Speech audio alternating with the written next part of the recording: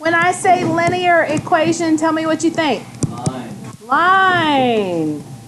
Was that somebody at the door? All right, so several of you said line. You're absolutely right. Tell me some things that a line has. 2 points. A line has 2 points, yes. What makes an equation linear versus anything else? What other kind of equation do we have? Linear. Huh? Exponential, absolutely. Exponential. And what's special about an exponential equation? It goes up real fast, right? Uh-huh. It does. It does. It has exponents, right? We have exponents in there. So a linear equation doesn't have any of that, but it does have a variable. Yes. Let's see. I should put linear equations. Tell me what's a variable. That's right. It represents another value.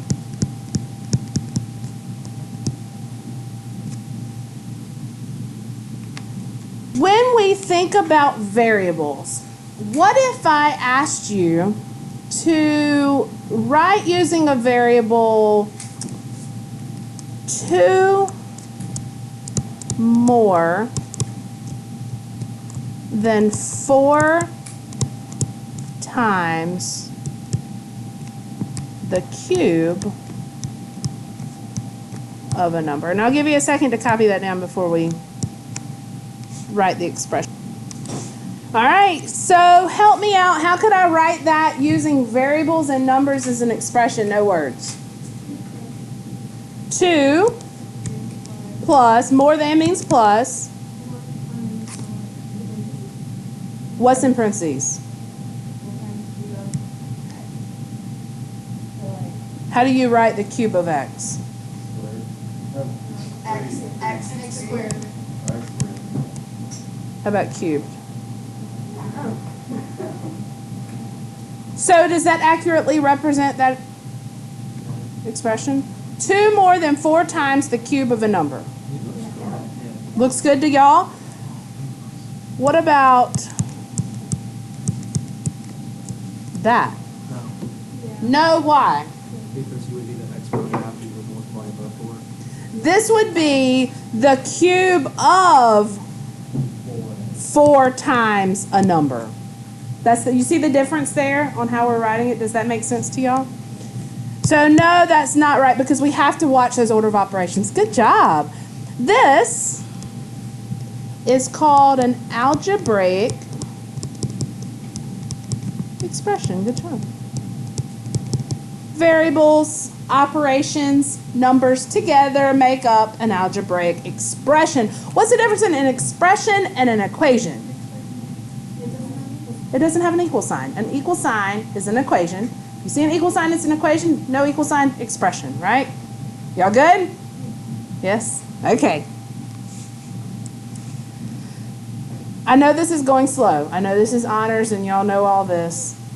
Let's just make sure. Try this one.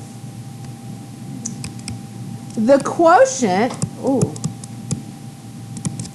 the quotient of 5 less than a number and 12. I want you to write an algebraic expression that represents that. What does quotient mean? Division, right? Division? So I know I'm going to be dividing something. 5 less than a number and 12. Where's my variable, first of all? A number. A number, right? There's my variable. How do you write 5 less than x? X minus 5. X minus 5. Good job.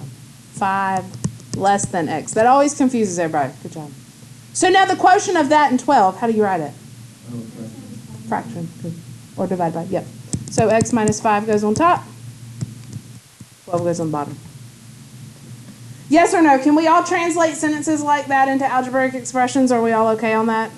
Pretty basic Algebra 1 stuff. All right. How about solving equations? We'll start with one-steppers. How do you solve equations? For instance, if I have 3x equals 24. Divide the 3. Why do you divide the 3? You want the x by itself, so you want to get rid of it. The opposite of multiplication is division, so to eliminate it, I would do the opposite, which is dividing, and I would have x equals 8. I'm going to assume everyone in here is very, very, very capable of one-step equations, solving them. Is that a good assumption? If not, speak up. It's okay. We good? What if I take it out to 2 steps then? For instance, what if I said 2 plus 3x equals 17? Why do you subtract the 2 first? You still get the x by itself. You can't. Still want to get the x by itself, but why? Give me a mathematical reason why you're getting rid of 2 first and not 3 first. I'm hearing lots of different answers. So it's the furthest away. When you were taught to solve equations, nobody ever taught you why you do them in a certain order? Really? Yeah, I remember. I'm sure someone has at some point. So we simplify in a certain order. Do you know what that order is that we simplify in? PEMDAS, right? So that's whenever we're simplifying. Solving is the opposite of simplifying. So we're going to go the opposite order of operations, and we're going to go SADMAP. Have y'all never heard that before? Never that. So this is going to be very handy whenever we get into solving equations that involve 6 and 7 and 8 steps to solve them. It's nice to know the order in which you need to go because it can get confusing. Sometimes what looks like it's the furthest away is not actually the furthest away, and it gets hard, okay? So the first thing we want to know, is there any addition? Notice parentheses comes absolutely last, okay? So is there any addition or subtraction that sits outside of parentheses that's being done to x that I can get rid of first? Yes. The 2 is being added. That's why we move the 2 first. I like to know why. It's just me. All right, so we got 3x equals 15. Now we can move on to the division multiplication. And what do we do? Divide it by 3.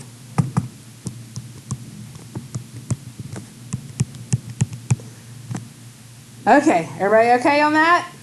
One more, or y'all okay on 2 steps? I think y'all know how to do 2 steps, you just didn't know why you did it in the order that you did it. Everybody okay on that? Y'all got to speak up if you're not. How might I check that solution if I wanted to check? Plug in 5 for x, see if it works out. Good job. Let's make it harder. This is the fun equation.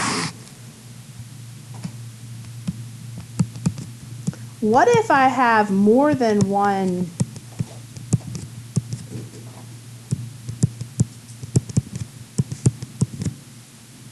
not different variables, but what if I have it written more than one time? And does it matter that I'm using a y and not an x? No, still same thing. But can I just jump right into solving now? No, why?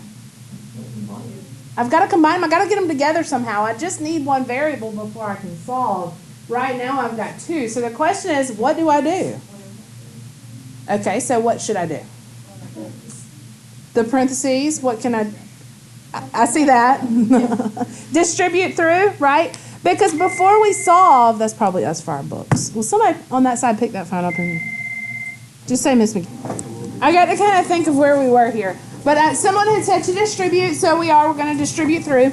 So tell me what happens. We know we have 53 here. What happens on the right side of the equation? What does that become? 3y minus 6. Yay! Plus 2. 2 negatives. We got a positive there. Now what? Because we're trying to get it down to where we only see y one time so that we can solve it. So what can I do now? Combine the like terms. All right, so I have some y's here. What is 3y and negative 6y? Negative 3y. Negative 3y. Y'all are on this. Now this becomes a simple two-step equation. What should I do first to isolate y? Add 4. Good job. When I add 4, I get 57 equals negative 3y. Why'd you add 4 first and not divide first? Because It's the order. Sad math. That's right. Good job. Good job. What do I do now?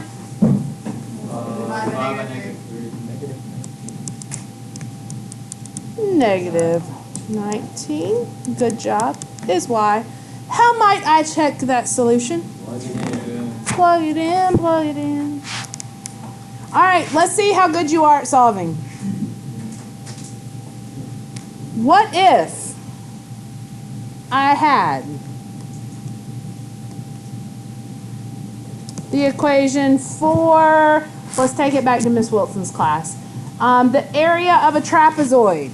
Does anybody remember what the area of a trapezoid is, what the formula? 1/2 the base times. You're very, very close. It's 1/2, but there's 2 bases, remember. Okay. So it's 1/2 height times base 1 plus base 2.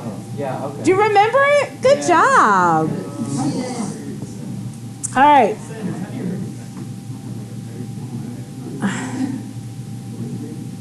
Tell me this.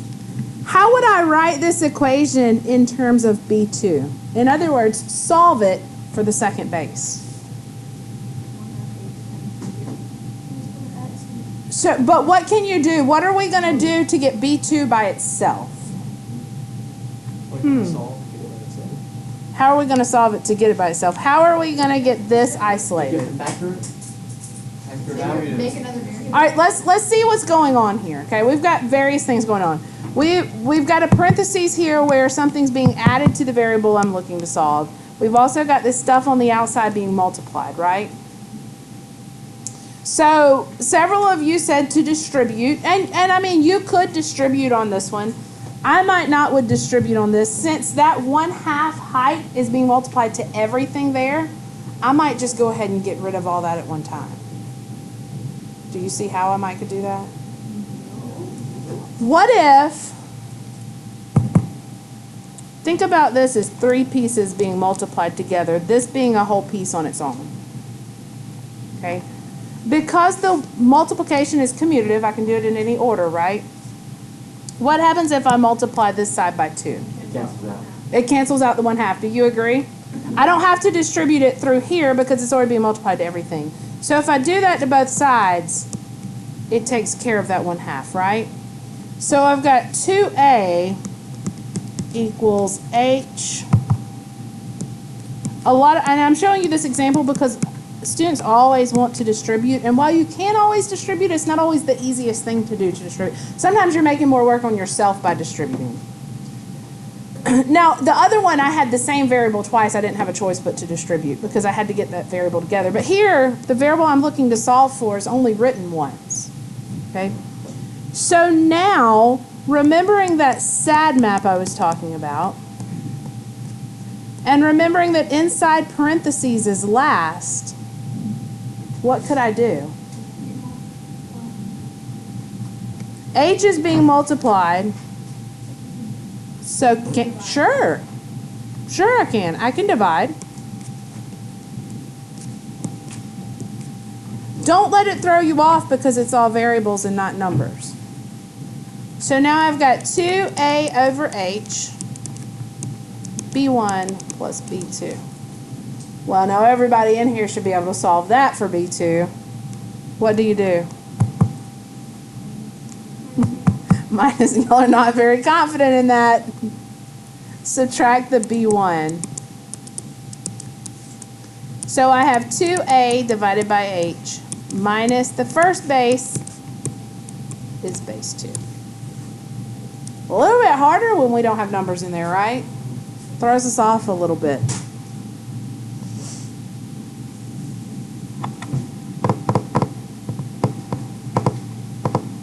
What do y'all think? You want to do another one, or are y'all okay on that? One more? Good. Do another one? Let's do one more. Let me give you one and you try this. Shout out to Miss Wilson one more time. The formula for the surface area S, I'm going to have to tell her to watch the video today. The surface area of a cone is pi times radius times length plus, do y'all know this formula? Nope. Pi r squared. It's the surface area of a cone. Y'all might not have gotten to that. Solve that formula for L. See the L there? It's only in the first term. Solve it for L. Y'all are looking at me like, what? You want me to do what? Don't let it be confusing to you because it's variables and not numbers. I mean, if this was 3x right here and you were solving for an L here, what would you do with it?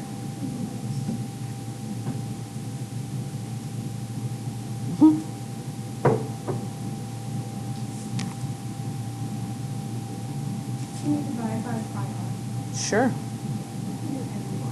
Yeah. As long as it's legal. What'd y'all do first? Tell me what to do first. I subtracted pi r squared. I do the same thing. This is just a term sitting here. It has no variable that I need in solving, right? There's no L in there, so move the whole chunk. Why not?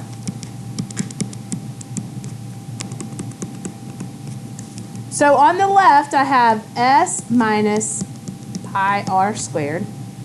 And on the right, I have pi r L. How do I get L by itself?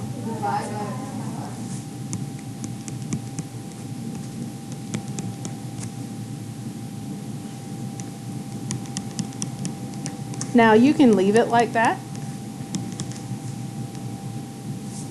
If you want to split that up into two fractions because it simplifies down a little bit more on the second fraction, you could. I'd leave it just like that. Now, If it why was can't me. you combine the second? Oh wait, never mind.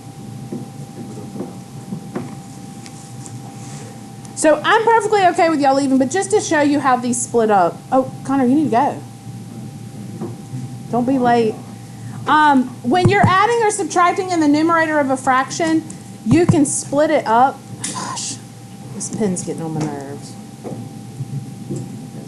You can split it up this way. And the only reason that I would think about doing that in this problem is because here the pi's would cancel and one of the r's would cancel.